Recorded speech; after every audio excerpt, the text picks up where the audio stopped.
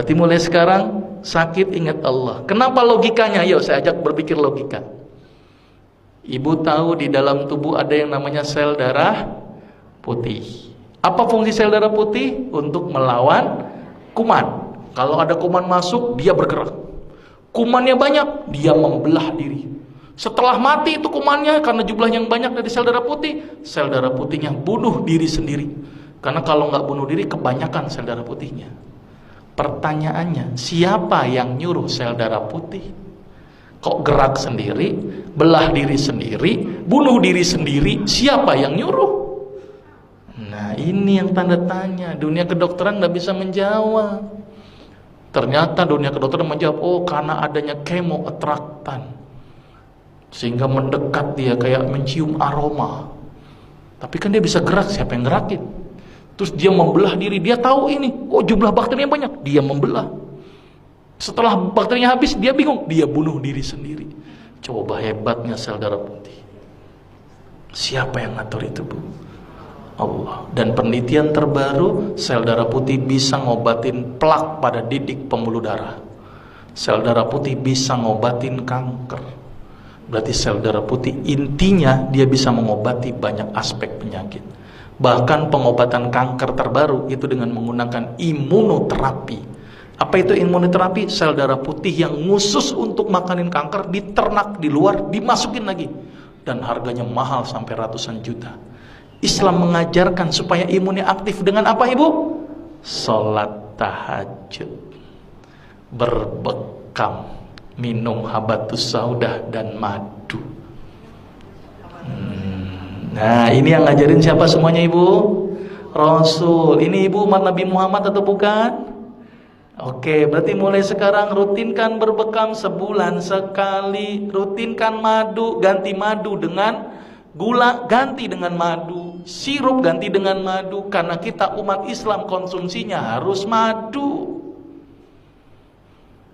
Tapi umat Islam selalu dibikin stigma, hati-hati madu palsu.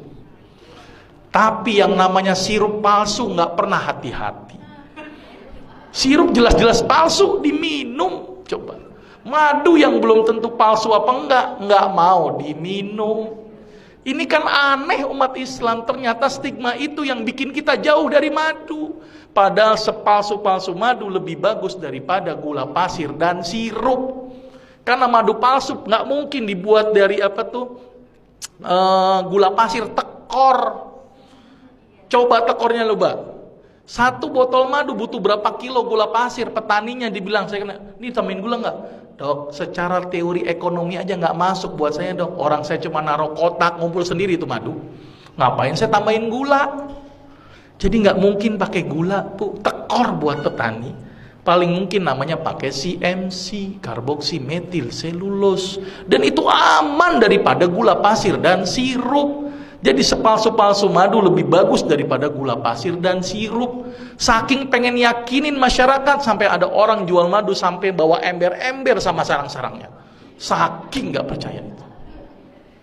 Sudah jelas, Ibu? Mulai sekarang ikuti apa yang Rasul lakukan. Sepakat ya?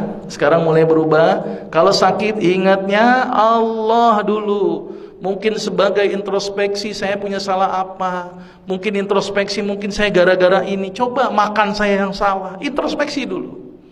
Terus kemudian perbaiki ibadah. Dekatkan diri kepada Allah, bukan sama dokter. Dokter tuh gak nyembuhin, Bu. Cuman media. Obat yang diberikan itu hanya membantu. Tapi yang menyembuhkan adalah konseptualnya adalah tubuh kita sendiri melalui Allah, Bu. Maka itu kalau sakit ingat Allah, ya. Ini paradigma sakit gimana, Ibu? Sakit seorang muslim, bahkan duri yang ngenain sekalipun, Allah akan ngapus dosa-dosa kita. Jadi kalau sakit harusnya bersyukur karena dosanya dihapuskan. Sepakat, Ibu? Berarti kalau Ibu sekarang menerima sakit harusnya bersyukur. Berarti kalau ditambahkan nikmatnya dengan menambahkan sakit gimana, Ibu? Jadi harusnya senang, Bu, nggak apa-apa. Makin berat nggak apa-apa.